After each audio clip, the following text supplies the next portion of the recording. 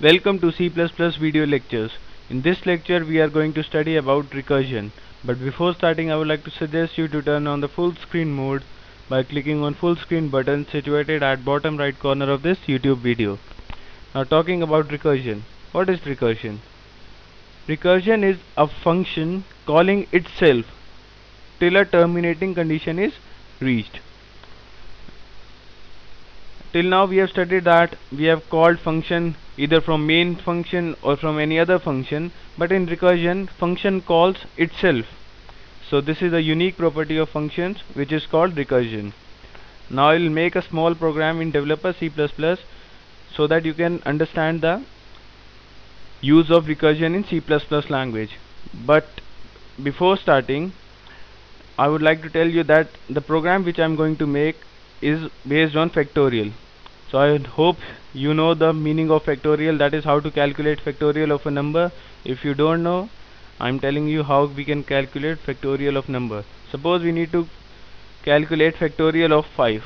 It is written as 5 followed by exclamatory sign, and the factorial of 5 is equal to all the numbers which are less than that number, that is 4, 3, 2, 1, and including that number which is 5. The product of all these number is factorial of number. So factorial of 5 is equal to 5 into 4 into 3 into 2 into 1, which is equal to 20, 60, 120. There you go. Therefore 5 factorial is equal to 120. Similarly, if we need to calculate factorial of 4, that is 4 factorial. 4 factorial is equal to 4 and all the numbers, product of all the numbers less than 4, that is 4 into 3 into 2 into 1, which is equal to 12, 20, 24. So I hope the method for calculating factorial of any number is clear to you.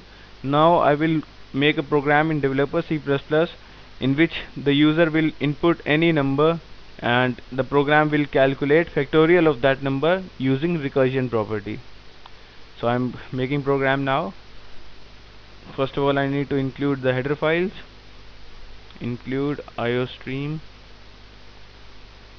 include conio.h, and after that we need to write using namespace std and followed by function declaration. We know that in most cases the function declaration is done before the main function. So I am making an integer function, and you can give any name. Say I am giving factorial, and inside that int a, that is a is the number of which we will calculate factorial. After that main function. Now I'm going to declare two integer variables, int a and b, and I will prompt the user to enter any number. This number is the number of which we will calculate the factorial. So the user will enter any number and that number would be stored inside a. Now we will call factorial function and we will pass a, that is the input from user we will pass to the factorial function, and whatever this function will return, that value would be stored inside b. So the factorial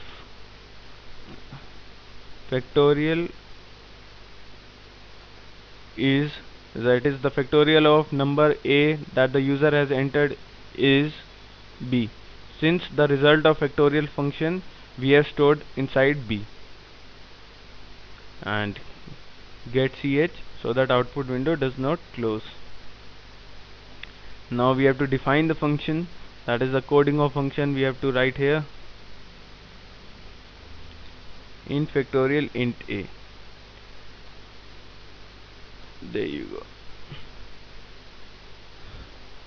Int I, declare any int f or int I, whatever you can declare, any variable name you can give. Say I am giving I, and if a is equal to 1, that is in case the user enters 1, that is the user wants to calculate factorial of 1, We know that factorial of 1 is 1, so we can return 1.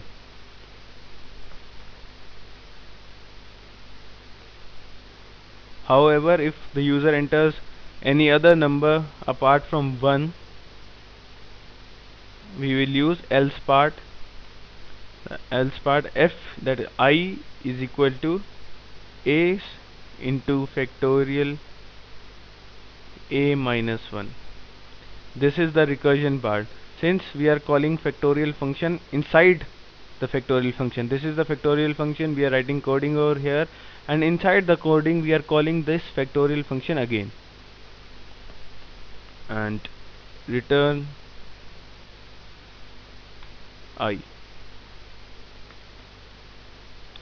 There you go.